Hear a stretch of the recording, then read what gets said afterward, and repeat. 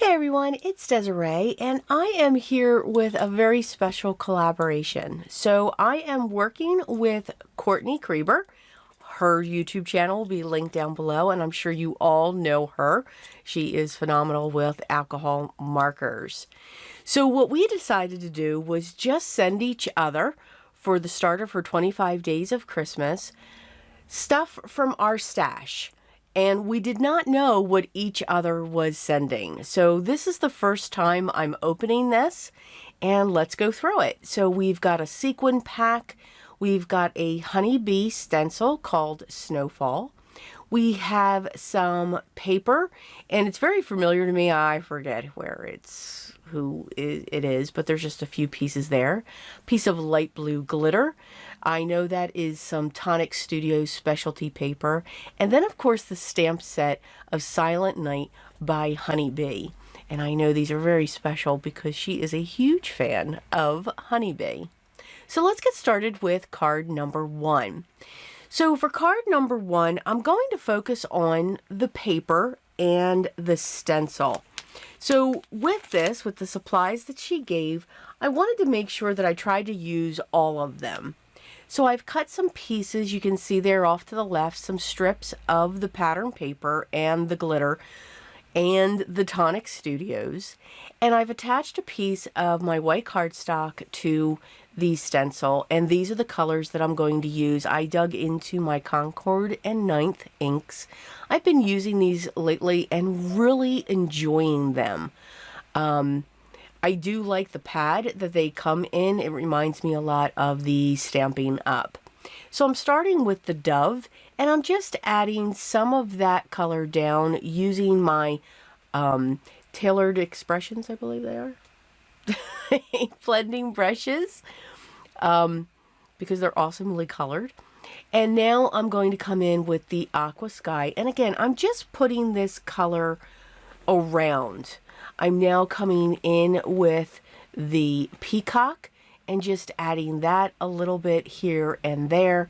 And now I'm going to come in with the Midnight. Now, being very careful with the Midnight because it is a beautiful dark blue. But you can see how well all of these colors really do blend together to just give you a different look of each of those colors. And you can see here, this is how I actually just clean my blending brushes, just on a piece of paper towel or a dry cloth. I'm going to carefully remove my tape that I used to secure the stencil to the card. And that is what our panel looks like. So you've got some great colors going on there, and it is a great stencil. So now I'm just going to line up my pieces of cardstock onto the mat that I'm working on. This is my Altenew mat, and I'm just going to add my strips together, keeping a 1/2 inch gap. Now you can use any gap that you're looking for. I just went with a 1/2 inch. Now remember, when you're using those Tonic specialty papers, the other side is just as textured as well, so you really do have to push down just a little bit to make sure that the glue does go into those crevices to hang on. I'm then going to place that strip just off to the side, but I am going to prop that up using some double-sided foam tape. And I'm just going to cut that down because this entire panel will have that dimension. I'm going to remove the excuse me, the release paper, and we're going to set that down, and then I'll be able to trim away the excess and just use that original card panel as my guide for when I am cutting. And because I've got that double-sided tape there, I am using my Fun Stampers Journey Grand shears. They are beautifully Teflon coated so that nothing sticks. I'm going to prep my card base. It's a standard A2 size card base, and it is a top folding 4 1/4 by 5 1/2. Before I place this down onto my card base, I wanted to take that midnight just around the edges, just to give it a little bit of frame. I do like to use solid cardstock for layering to create those frames, but when you have cut your panel, like I did, to be 4 1/4 by 5 1/2, it helps to give it a little bit of a frame. Used my Tombow Mono glue just to set that down, and now I'm going to place some glue down so that I can use some of the sequins for the center of the snowflakes. Of course, I did not say in the beginning, it's not a too long. I do keep all of the coloring in for my second card, and wow, wait till you see what I went through to put that second card together. I will show you what not to do. So just know my videos always do that. I always seem to take the long route to get to the finished card. And I did start this video to be what I call a live, where I just turn on my camera and I just start gabbing away. I do gab. A lot of people may not like that, but I tend to gab. And I just could not keep it in because I was really talking to myself. I could not believe how the steps that I took. So I do hope you enjoy it. So this one is more on the basic side. Didn't have too many problems with it. You know, it just went right in line. It just fell through. But yeah. So this is our first card. I will be adding a sentiment to this card as I get the sequins out of the way, and that is from one of my Penny Black stamp sets that just simply says Winter Stitches or Winter Wishes. Oh my god. So I cut some masks because for Courtney, she inspires me to make one layer cards. Let me tell you what, this is no easy feat for me, because I just do it backwards. So here we go. So you can see I have the adorable deer with the little tiny bird, and now I'm putting on this little tiny rabbit, and I've got that piece there to show me, because I want them to sit on a snowdrift. So I place my masks down first, and then I place, this is a mask as well. Now the masking paper that I really enjoy to use, and Courtney got me hooked on it, is the Simon Says masking paper. So I'm coming in with the Aqua Sky and just putting that down off of the base of that hillside masking paper. Now, remember, I have all of the masking paper sitting there, so I was really careful to take that off, because I didn't want to rip it. So now I'm going to put this in my stamping positioning tool, and I'm sitting there staring at it going, okay, now how am I going to get these in? Well, I put the stamps on top of the masks so that I know where they would be positioned. Now I'm going to carefully take the masks off. Now, here's what we should have done. We should have just kept our masks there, because masking paper's got a good hold onto that paper. I really should have kept them there because I do want to give this a night sky. But no, I chose to stamp first. I laugh at myself. I really do. Because if I don't laugh, I wouldn't cry, but, you know, we got to have some fun. So now my images are stamped, they're placed, and I'm looking at this going, ah, great, now I got to put these back on. So I'm carefully putting these back in place so that I can do my ink blending that I want to do for the sky.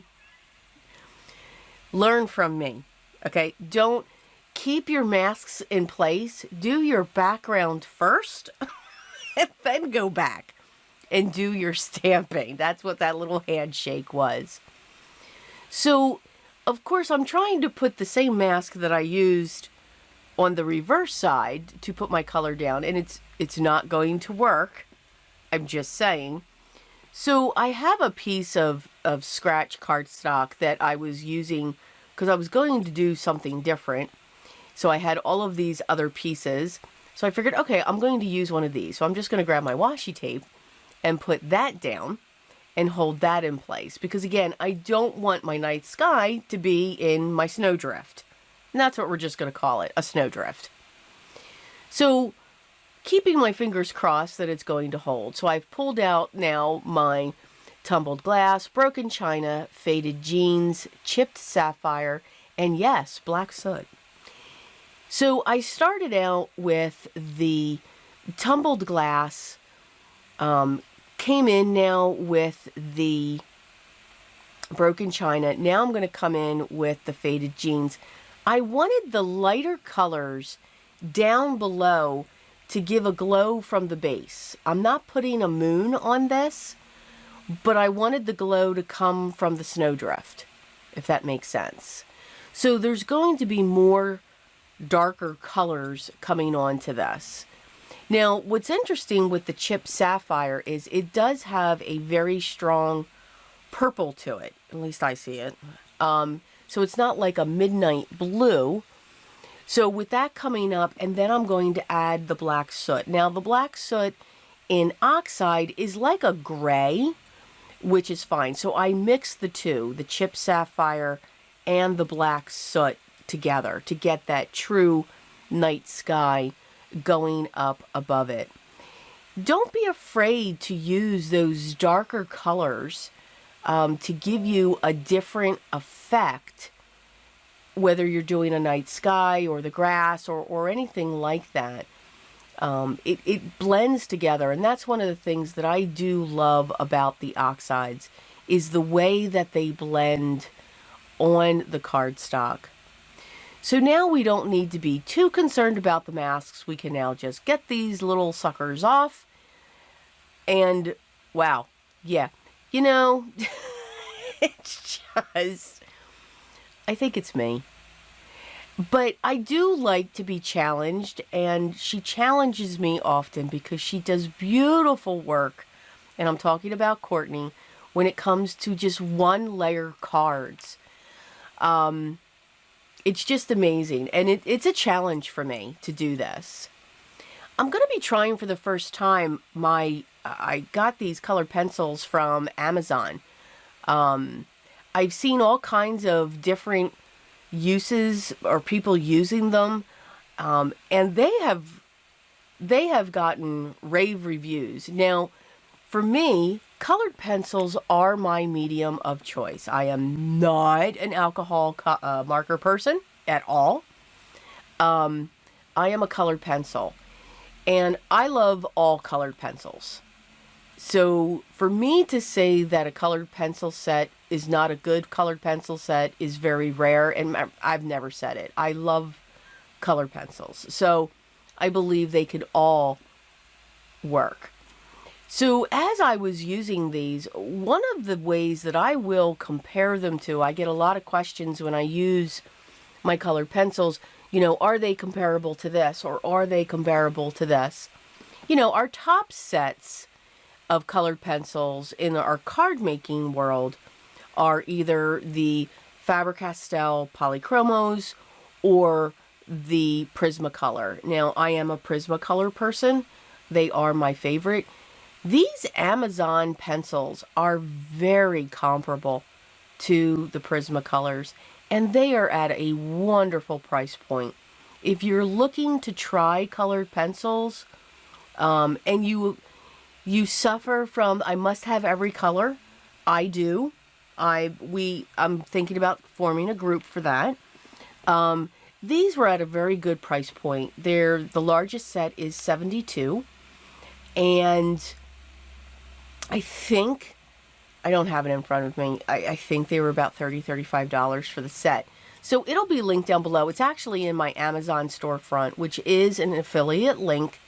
So what that means is if you click on that Amazon link and go into the card making side, I get a little bit of a commission. No extra cost to you. I just get a little bit of a commission off the sale. So just want to be open and transparent there.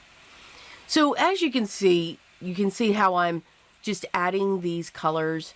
I don't use, for this, I only used a couple colors because, again, based on the pressure that you are putting on the pencil to your paper will give you a different shade. So one colored pencil will give you so many different shades. You'll get those blends that you're looking for. Do you need to have the 72 count set? Absolutely not. Does Amazon have others? Absolutely they do. I believe they have a 12 and a 24. You would be just fine with the 12. So again, just using one or two colored pencils will give you those blends that you're looking for. And again, it's all in the pressure. Now remember, I'm using regular cardstock. When I use my colored pencils, if you've seen my previous videos, I really like to use the Strathmore mixed media, toned gray, tan, or blue. I also love to use Bristol or watercolor paper. I like my papers to have a tooth. Now, as you're putting those pressures, when it comes to your colored pencils, you're filling in that tooth. And once you filled that in, it won't take any more of the pigment. So I am one to always come in with a very light hand first. You can see with this shade of brown that I'm using, I am putting down all over this color with a very light hand. I want this base. I do work my colored pencils like an alcohol marker. I am one when it comes to the alcohol markers, if I should use them, to put my light color down, and then I come in with my darkest, then come back in with my medium, then come back in again with my lightest. I do like to have that base. So now I'm coming in with my darker shade. I do like to always have a very good point on my colored pencils when I'm working with them, especially when I'm doing the shading. It can help where I'm not putting too much pressure down or having to, but that point just really digs in to the paper and allows for that darker color to come down. I do like hand sharpeners, but for some, I do like my battery operated one, and it's by iPoint. And again, it sits in my Amazon storefront, the one that I use. So back to the card here, you can see I'm just adding in that color and letting that lighter, that golden brown, yellow brown, just be that highlight. So I'm working around that. And as I'm filling in the other areas, I'm saying, okay, I've got to add a little bit more color here. This is going to be looking at it here. I do not worry about the light source. Matter of fact, I'm going to be honest with you, I forget about the light source. I just put a highlight where I think a highlight needs to go. And I know that's not right, but that's what works for me. You know, I am not a color pencil artist. I will never say that I am. I love working with my colored pencils. I do color in colored books, adult coloring books. I even color in children's coloring books. I just love to color. And my favorite is the Johanna Basford sets. But that's how I use them. And that's how I've just gotten... I'm very comfortable with them. So this is what I do when it comes to my card making. And it works. You know, I love the results that I get. And I think you will too. Again, have fun with it. Enjoy the process. Don't stress. And trust me, I was there. I watched all the greats. And I still do. And with what they can do with watercolors or the color, how they use colored pencils and alcohol markers, you know, I tried, you know, how come mine doesn't look like theirs? It's never going to. No matter what you do, no matter if you use the same exact things, we each have a different hand. We have a different interpretation. enjoy it. That's what this is all about. So she challenges me, Courtney, when it comes to these 1-layer cards. So between her kit that, is available for members only right now, so make sure you check that out. She helps me to keep working at this, to get more comfortable with it. I don't know if I'm ever going to be comfortable with this, but I am liking the results. I think I very much enjoy that. So, of course, I forgot to also turn my camera back on as I was stamping all of the night sky in there. So in there, it's these little tiny stars. So I stamped them around and I embossed them using some white embossing powder. And then I came in with lots of white speckles because I wanted to put them in a snowstorm, obviously. But that's okay. I think it adds to the card, all of those flecks. But I am really happy with it. And no, with all of that work, I am not putting a sentiment on that front. We put a lot of work on the fronts. I'm in that world. So please make sure you go check out day 1 for Courtney. This is what it is for her 25 days of Christmas. And I think it was a lot of fun to just send her some stuff from my stash and her send me some stuff from her stash to see what we would create. So I cannot wait to see what she's done with the products that I sent her. So please, again, the links will all be down below. If I can find these products still available, I'll link them down below as well. And if you have any questions, get those down there and I will get back to you as soon as I can. Everyone, continue to enjoy your day. Continue to smile. We are coming up onto the holidays quickly. But remember, during this time, as we're fast approaching the holidays, remember, stay safe, stay healthy. Keep this whole journey in mind that we are still going through it, and we will get through it together. But remember what is most important for me. Just do it just a little bit. Always be creative. Till next time, guys. Take care.